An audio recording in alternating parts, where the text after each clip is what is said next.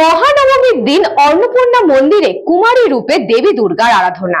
এই খবরটি নিবেদন করছে স্বামী বিবেকানন্দ ইউনিভার্সিটি, আপনার সন্তানের স্বপ্নের ভবিষ্যৎ গড়ে তোলার একমাত্র সঠিক ঠিকানা।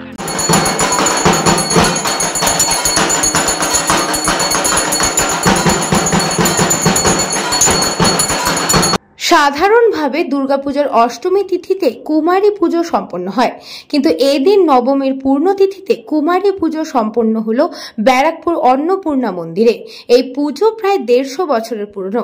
রানী রাসমণির কনিষ্ঠা কন্যা জগদম্বা দেবীর হাত ধরেই এই মন্দির প্রতিষ্ঠা হয়েছিল। অন্নপূর্ণা মন্দিরের কুমারী পুজো 3 বার হয়ে থাকে। প্রথম অন্নপূর্ণা পুজোর দিন, দ্বিতীয় জগদ্ধাত্রী পুজোয় এবং তার আগে দুর্গাপুজোয়।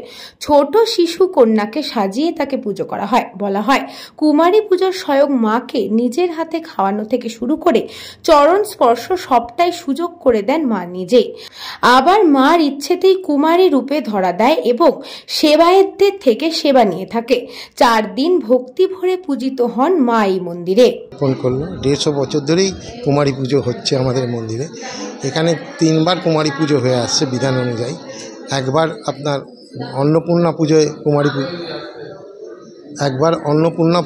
কুমারী পুজো হচ্ছে, তারপরে আপনার আমাদের দুর্গা পুজোয় কুমারী পুজো হয়, আর জগদ্ধাত্রী পুজো এই মন্দিরে হয়।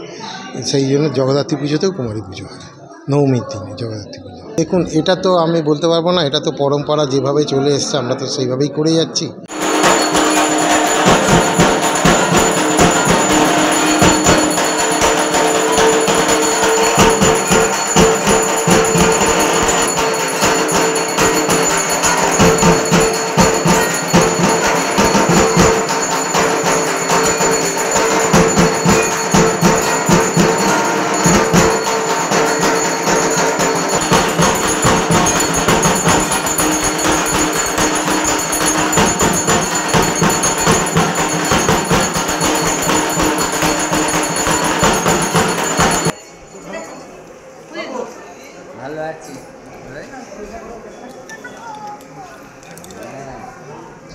কৃষ্ণা পালিতের রিপোর্ট, নিউজ বঙ্গ টাইম।